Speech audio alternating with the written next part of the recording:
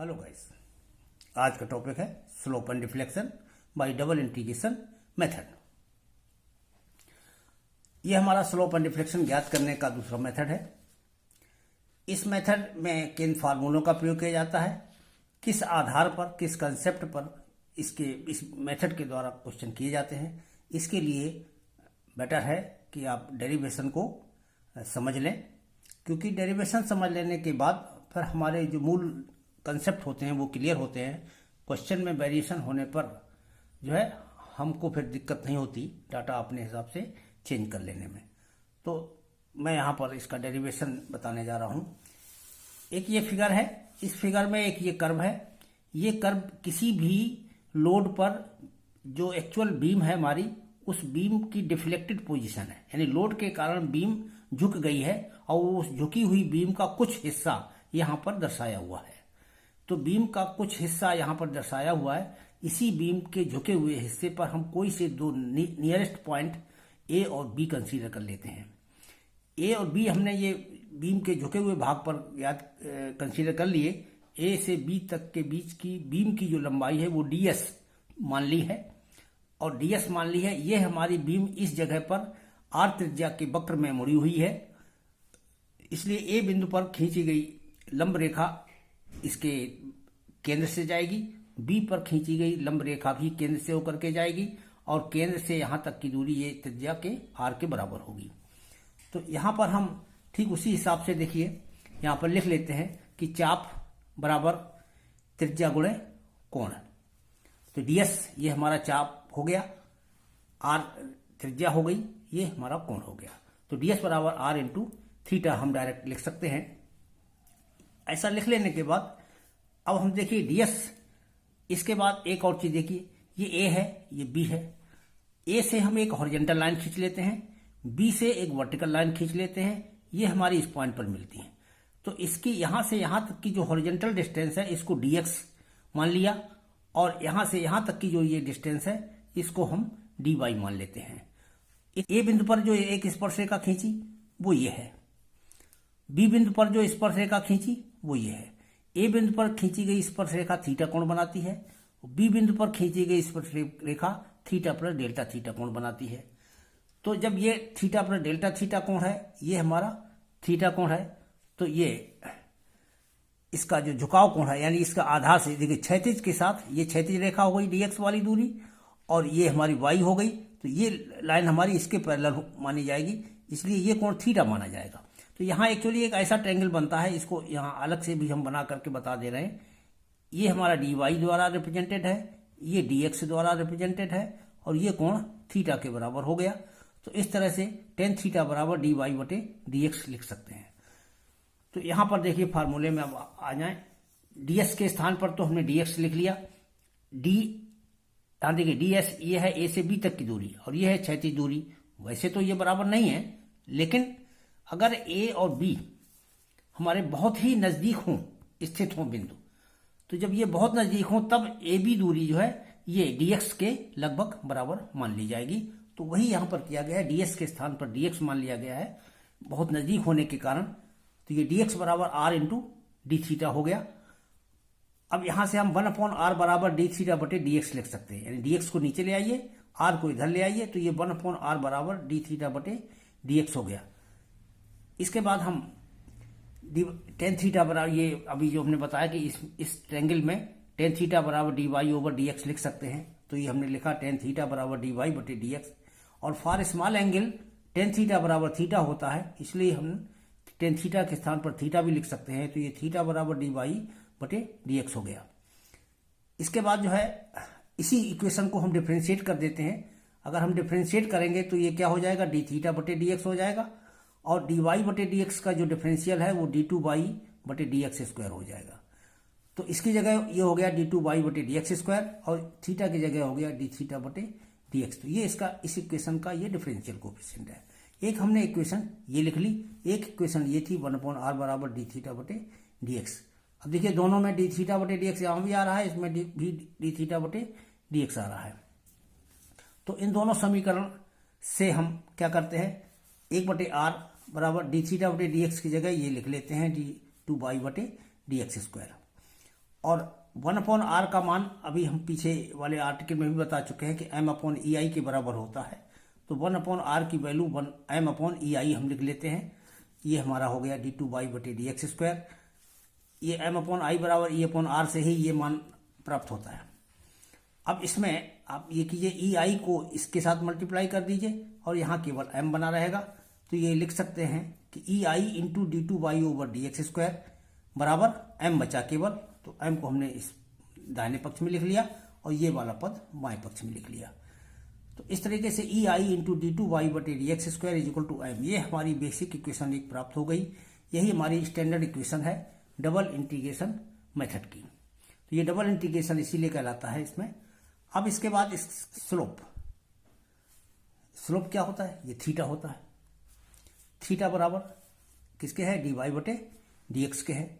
तो dy/dx बराबर क्या लिखा जा सकता है? ये इसका समाकलन d2y/dx² का समाकलन करें तो ये dy/dx प्राप्त होता है। तो इसके समाकलन के पदों में इसको हमने लिख लिया और यहाँ पर हमने d2y/dx² का मान m/ei ये यहाँ से उतार लिया। यहाँ से देख लो d2y/dx² बराबर m/ei है। यही मान हमने यहाँ पर लिख लिया m/ei इंटू dx तो इसलिए है कि समाकलन करते समय dx का मल्टीप्लाई किया जाता है। तो ये dx यहाँ पर गुणा कर दिया। तो ये हमारा फार्मूला बन गया कि थीटा बराबर इंटीग्रल m/ei इंटू dx। ये हुआ हमारा पहला फार्मूला जो कि स्लोप ज्ञात करने के लिए प्रयोग किया जाता है। स्लोप ज्ञात करने के बाद हम डिफ्लेक्शन ज्ञात करेंगे। तो डिफ्लेक्शन ज्ञात करने के समय डिफ्लेक्शन किसको कहते हैं? y को कहते हैं।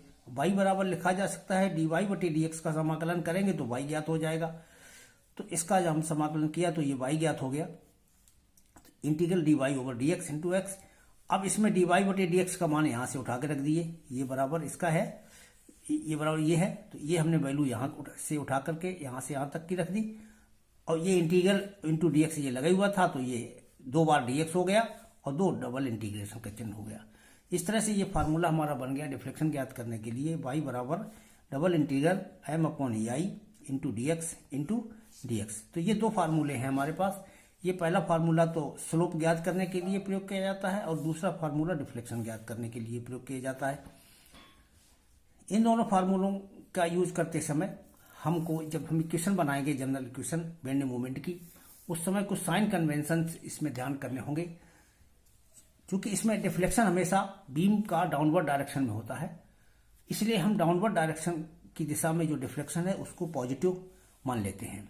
डिफ्लेक्शन है उसको हमेशा पॉजिटिव मानते हैं और ऊपर अगर होता है डिफ्लेक्शन तो उसको नेगेटिव काउंट करते हैं। इसी तरीके से जो हमारा एक्स एक्सिस से क्लॉकवाइज डायरेक्शन में जो डिफ्लेक्शन नापते हैं उसको पॉजिटिव मानते हैं और हॉगिंग मूवमेंट जो है इनको पॉजिटिव मानते हैं और सैगिंग मूवमेंट इनको नेगेटिव मानते हैं। ये थोड़ा इसी चैप्टर के लिए है कि स्लोप एंड डिफ्लेक्शन में हम चाहे तो इनको ये चिन्ह न बदलें, हॉगिंग को माइनस ही रखें और सैगिंग को प्लस रखें, लेकिन वहाँ आपको क्योंकि हर क्वेश्चन में फिर आंसर हमारा माइनस में आना चाहिए, क्योंकि डिफ्लेक्शन नीचे आएगा तो वो भी माइनस में ही उत्तर आना चाहिए। तो चूंकि वो सारे आंसर हमारे डिफ्लेक्शन डाउनवर्ड ही आते हैं, लोड ऊपर से लगता है नीचे को, बीम नीचे को डिफ्लेक्ट होती है, इसलिए उसको प्लस मान करके भी किया जा सकता है। तो वही यहाँ पर किया गया है, डाउनवर्ड डिफ्लेक्शन जो है ये प्लस में लिए गए हैं और इसी तरह से हॉगिंग मूवमेंट को प्लस में ले लिया गया है और सैगिंग मूवमेंट को माइनस में ले लिया गया है। तो केस 1 पहले कंसीडर करें। तो केस 1 में हम क्या है, यहाँ पर कैंटिलीवर बीम ली है, कैंटिलीवर के फ्री एंड पर डब्ल्यू लोड लगा हुआ है और स्पान एल है। यहाँ पर हम एक कोई सेक्शन इस बीम में कंसीडर करते हैं ए सिरे से एक्स दूरी पर। तो ए सिरे से एक्स दूरी पर बीम में कोई सेक्शन हमने कंसीडर किया। इस लोड के कारण बीम किस तरह से मुड़ेगी वो फिगर भी हम यहाँ पर दर्शा लेते हैं। तो बीम आफ्टर लोड जो है इस शेप को ग्रहण कर लेगी, इस तरह से बेंड हो जाएगी। तो बीम की झुकी हुई अवस्था इस चित्र में दर्शाई गई है और इस अवस्था में बी सिरे पर अधिकतम विक्षेप है, ये सबसे नीचे आ जाएगा और बी सिरे पर सबसे नीचे आएगा तो ये वाई बी कहलाएगा, वाई इंटू बी या वाई मैक्सिमम इसको भी कह सकते हैं। और बी सिरे पर स्पर्श रेखा खींच दें इस पर, तो ये बी सिरे पर जितना डिफ्लेक्शन है कोण है, स्लोप है, वो स्लोप की वैल्यू बता देगा। तो ये थीटा बी कहलाएगा, यानी ये भी मैक्सिमम इसी बिंदु पर होगा। इसके ऊपर धीरे धीरे कम होता जाता है और यहाँ पर स्लोप हमारा जीरो हो जाता है। या देखो ये सीधा चल रहा है, यहाँ पर स्लोप जीरो है, यहाँ पर स्लोप इतना है, यहाँ पर स्लोप सबसे ज़्यादा है। तो ये मैक्सिमम इसी पॉइंट पर है। अब इसके क्वेश्चन देखिए, करने का तरीका क्या है। जो हमने यहाँ से x दूरी पर लिया, तो हम इसी सेक्शन पर बेंडिंग मोमेंट की गणना कर लेते हैं। mx जनरल इक्वेशन हमने बना लेते हैं। इसके दाहिनी तरफ एक जो बल लग रहा है W, इसका आघूर्ण लेंगे। इसका जब हम मूवमेंट लेंगे तो W इंटू ये इस डिस्टेंस का गुणा करेंगे। ये डिस्टेंस कितनी है हमारी, L यहाँ से यहाँ तक है, x यहाँ से यहाँ तक है, तो ये डिस्टेंस कितनी हो गई, L माइनस एक्स हो गई। तो W into L minus x करने से हमारा इस बिंदु पर बेंडिंग मोमेंट ज्ञात हो जाता है। वही किया है यहाँ पर, mx बराबर W into L minus x. और ये मोमेंट हॉगिंग मोमेंट है, इसलिए इसको प्लस लिख लिया है। तो हॉगिंग मोमेंट को प्लस यहाँ हम इसीलिए साइन कन्वेंशन के अनुसार प्लस चिन्ह लगाया। तो ये हमारी बेंडिंग मोमेंट की जनरल इक्वेशन बन गई। अब हम डबल इंटीग्रेशन मेथड की जो बेसिक इक्वेशन है, E I D two Y over D x square, यानी mx के स्थान पर ये लिखा जा सकता है। पीछे इक्वेशन थी कि इतना ये बराबर mx होता है, तो इसके स्थान पर लिख लीजिए E I into D two Y over D x square, और ये यहाँ पर एज इट इज ले आइए। इसके बाद इस बेसिक इक्वेशन का समाकलन कर दें, इंटीग्रेट कर दें। ई आई, अब d two Y over D x square का जब समाकलन करेंगे तो integral d two Y over D x square d x into इसका करेंगे इंटीग्रल का चिन्ह लगा लीजिए, ये चिन्ह लगा लीजिए। इसके बाद इंटीग्रल जब करेंगे तो इसका इंटीग्रल हो गया डी वाई बटे डी एक्स, और इसका इंटीग्रल हो गया W, तो ये हमारा कॉमन है। एक तो W के साथ L के साथ समाकलन करेंगे तो L इंटू एक्स हो जाएगा, तो W एल एक्स हो गया एक, और दूसरा W इंटू माइनस एक्स है, तो माइनस चिन्ह पहले ले लेंगे, W लिख लेंगे, गुणांक है, और x का हो जाएगा एक्स स्क्वायर बाई टू, ये एक्स स्क्वायर बाई टू। तो इस तरह से प्रत्येक पद का ये समाकलन करके लिख लिया। एक इसमें कांस्टेंट जोड़ दिया, ये समाकलन स्थिरांक होता है C1। ये हमारा समाकलन की प्रक्रिया पूरी हो गई। समाकलन कर लेने के बाद हम बिंदु A पर कंसीडर करते हैं कि बिंदु A पर x की वैल्यू कितनी हो जाएगी। अगर ये सेक्शन यहाँ पर आ जाए तो x जीरो हो जाता है, तो at A x is equal to zero है। और इसी बिंदु पर स्लोप कितना है, ये ढाल कितना है, ए बिंदु पर ढाल शून्य है। ए बिंदु पर बीम की जो पोजीशन है वो बिल्कुल क्षैतिज है, तो ये हमारा d y over D x ये भी जीरो है। पर इसी इक्वेशन में ये दोनों वैल्यू रख दो, एक्स का मान शून्य रख दो, यहाँ भी शून्य हो गया, यहाँ भी शून्य हो गया, और ये भी जीरो हो गया। तो C1 की वैल्यू कितनी आ गई, जीरो आ गई। इस तरह से C1 जीरो हो गया। और बस C1 का मान जीरो रख के यही इक्वेशन हमने उतार ली, ये इक्वेशन हो गई। ये हमारी इक्वेशन नंबर 1 आ गई। इसके बाद बी बिंदु पर, ये जो बी बिंदु है इस पर x की वैल्यू कितनी हो जाएगी, जाकर l के बराबर। बी बिंदु पर x बराबर l है, और बी बिंदु पर जो डी वाई बटे डी एक्स है, यानी स्लोप जो है वो हमारा थीटा बी है, यानी थीटा मैक्सिमम है। तो इसको थीटा बी लिखेंगे। तो यही value d y over D x के स्थान पर थीटा बी लिख दो, एक्स की जगह एल रख दो। इसी हमारी बेसिक इक्वेशन में ये वैल्यू सब्स्टिट्यूट कर दें। तो यहाँ पर सब्स्टिट्यूट कीजिए, ई आई इंटू डी वाई बटे डी एक्स के स्थान पर थीटा बी लिख गया, एक्स के स्थान पर क्या रखा जाएगा, एल, तो ये एल स्क्वायर हो गया, W into L square, minus यहाँ पर एल रखेंगे तो एल स्क्वायर बाई टू हो गया। इसको सॉल्व कर लिया, ये W L square by to हो गया। तो यहाँ से थीटा बी बराबर निकल के आ गया W L square upon two E I. ये थीटा बी का मान है, यानी slope, maximum slope B point पर कितना है, यही मैक्सिमम है। तो थीटा बी की value W L square by two E I. ये हमारा स्टैंडर्ड फार्मूला ड्राइव हो गया।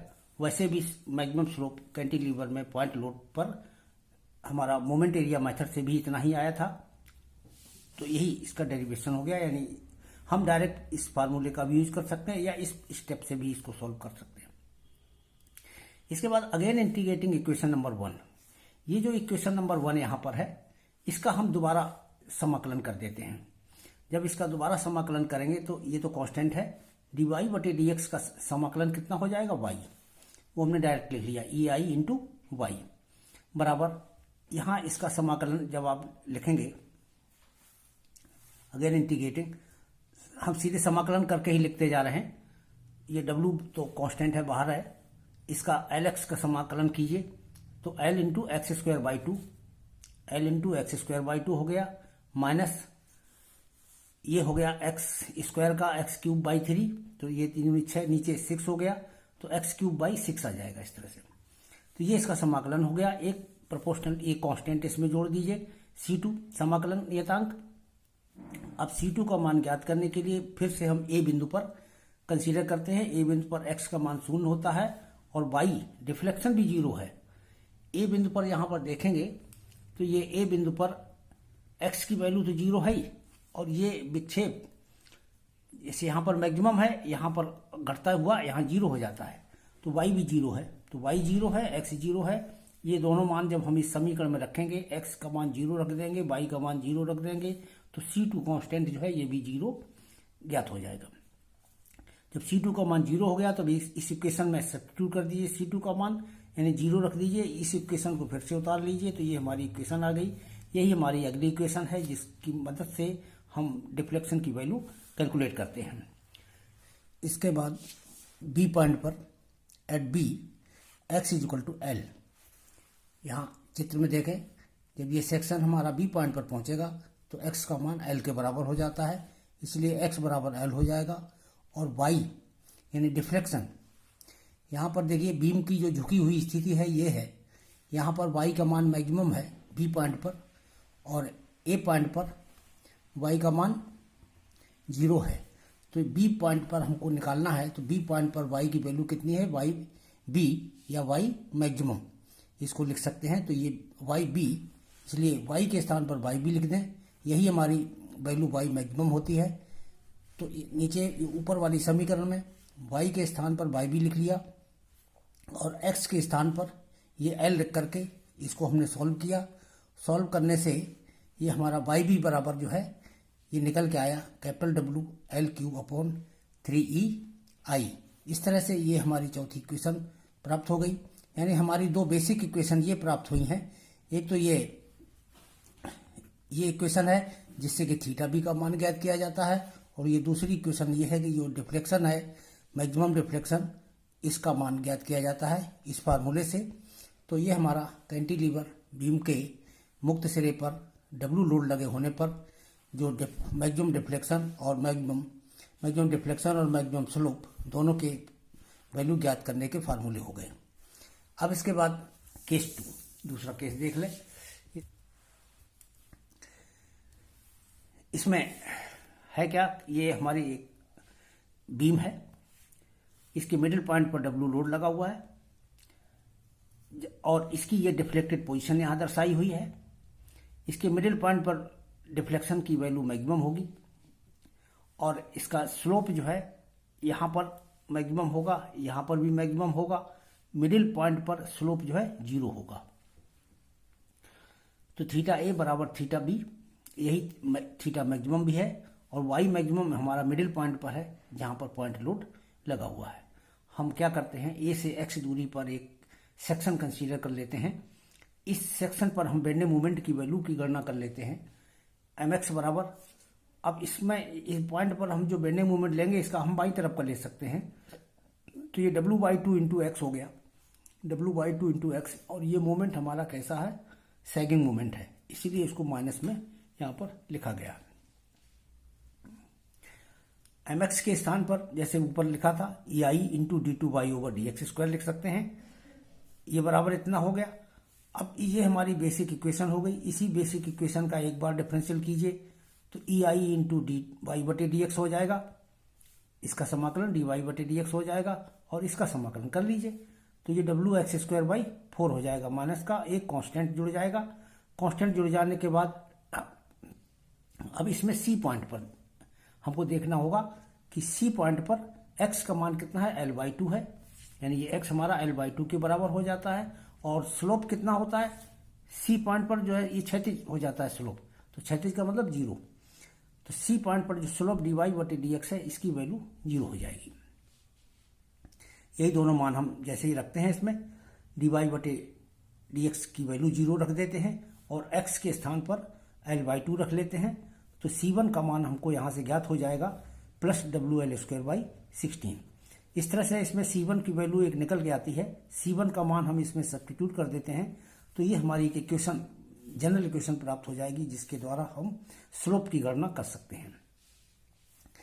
तो स्लोप अगर हमको ज्ञात करना है तो ए बिंदु पर कितना स्लोप होगा, ए बिंदु पर x की वैल्यू 0 है और स्लोप हमारा थीटा ए के बराबर है, यही थीटा बी के बराबर भी है।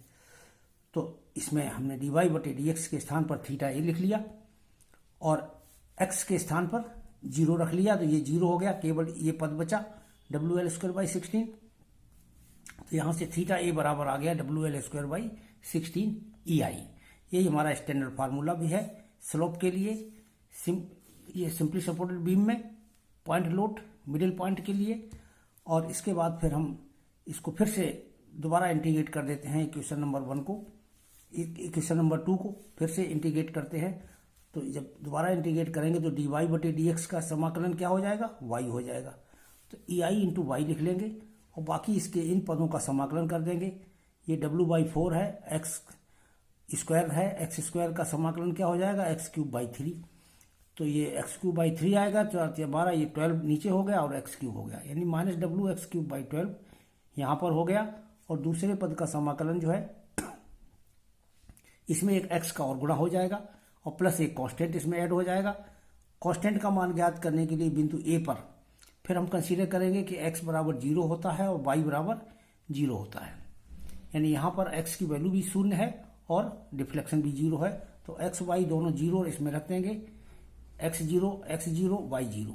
तो C2 की वैल्यू क्या निकल आएगी, 0 निकल आएगी।